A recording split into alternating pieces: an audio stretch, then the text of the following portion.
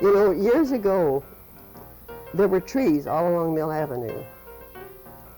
And I suppose they were in the way, and of course when they paved, they had to take them all out. But there used to be shade trees along Mill Avenue.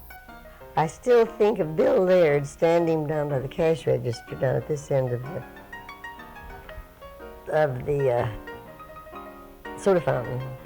He was watching the clerks at the soda fountain. He didn't want to put too much of anything in any of the drinks, I think, the sodas or anything. But he really kept his eye on that soda fountain. One of the things was when one of my cousins carried the paper and we went down early to get the papers in the center of Tempe, and the old Vienna bakery was right downtown. And the old baker would always give all the paper boys cinnamon rolls or something first thing in the morning. So we kind of look forward to that. Some of the things that still stick in my mind, particularly places there, the old Hayden flour mill. That was a fascinating spot. It was not nearly as big then as it is now. Of course, it was a small, comparatively small building. In the front, next to the highway, there was a large area where the trucks pulled in bringing flour or bringing wheat in and unloading on the docks there. Then they loaded out flour when they took it out of there. But in that area, there was always spilled grain all over the ground. There were pigeons by the hundreds in there. The first time I drove down Mill from the Mill Avenue Bridge in 1970, it was a canyon, but with some beautiful buildings on either side. It was very wide. There were hardly any trees at all. It looked pretty grim, to be honest.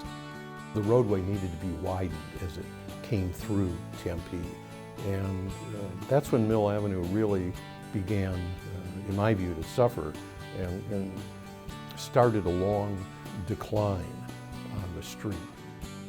I was not a night owl or anything, but Mill Avenue had a lot of bars, and it was pretty divey and not very appealing. They would be literally terrified at those motorcycles, and I know my parents were. They always told me, don't ever go down on Mill. There were some rough places, but it didn't spill out into the street. Surprisingly, a lot of the old-timers were not that interested in saving the historic buildings. For Tempe, there were a lot of hippie-type businesses that came along and occupied those buildings, and we owe them a debt of gratitude, because without them, many of those buildings wouldn't be here today if they had been left vacant. They would call it different things, you know, like, what's happening to Tempe? How come all those hippies are down there? You know, don't send your kids. It was controversial. You had, Changing Hands bookstore and the food co-op, Armadillo Waxworks, Circus. These were just kind of popping up here and there. And the first lotions and potions, that really appealed to me. I really liked the place. What appealed to me was wanting to put an antiques business into a building that reflected what you were selling. And there weren't many places in the valley in which you could do that. Most historic districts are gritty, and that's what makes them interesting to people. If they become completely sanitized, you can go to the mall for that. You need some anchor. You need something that tells you where you've been. And I think these buildings play an important role in that. One of the great fixtures of Mill Avenue are the two festivals. Mama was really a merchants association. It was a group of local merchants whose main focus was to bring business into their stores. So all the people that opened shops down there, they wanted something artsy, craftsy, and it was a really good tourist draw. You know, the people that were coming to Tempe, they wanted to go to Mill. Basically what we did is we just went on campus and we told everybody, this is happening here. Mill Avenue's happening. We just told them, just come on down to Mill. But it was all the business owners of the stores. It wasn't outside people.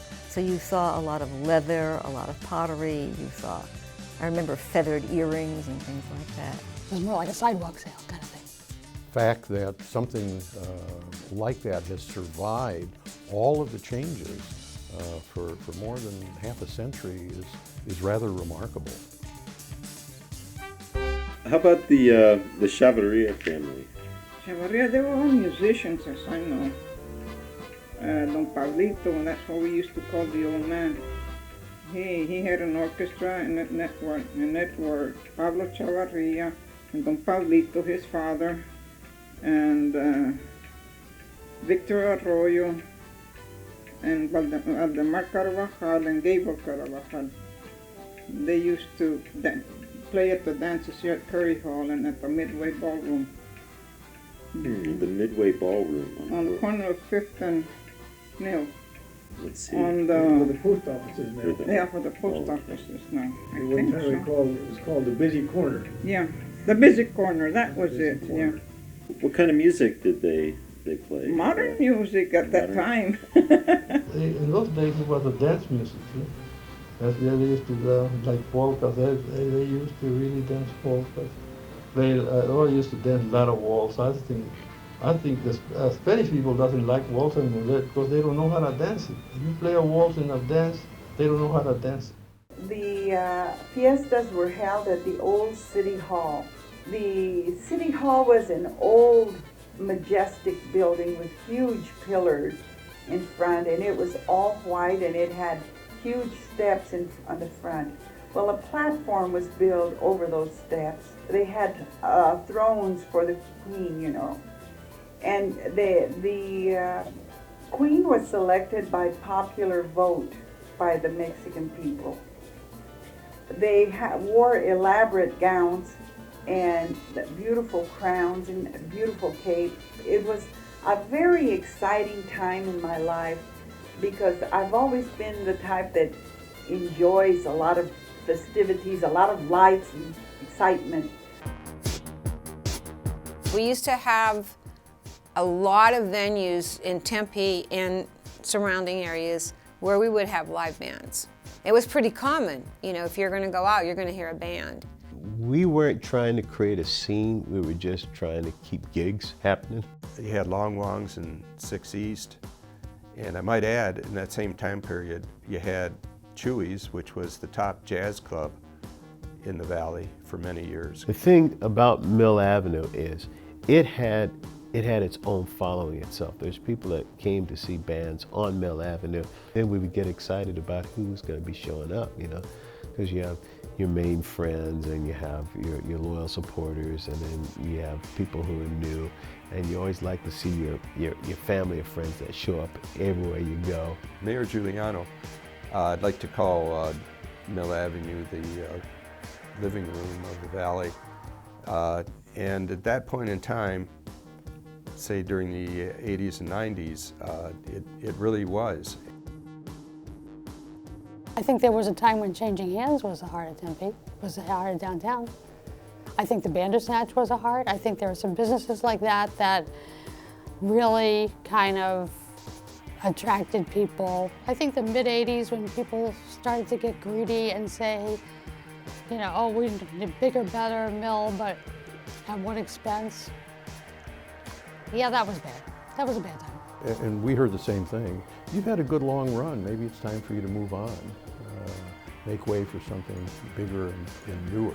I would love to see more independence. I think it's a crime that we let the good independence that we have go away. I think that was a big mistake. But I think in general, overall, we've done a pretty good job. It was just a lot of fun. It was just so much fun. Yes, it felt part of the campus. Now, it's part of the community. There's a big difference. It was a lot of fun. It was a lot of fun, but it was not who we are today. It's changed, and that's okay. I think that it had to grow. Its identity today is something that people talk about the most is probably the density, the architecture, the high rises. But that's not the character. That's not the feel. So that's probably my favorite part of being in Tempe. I think it's the people. I think it's the sense of community that is just I don't think you get that everywhere.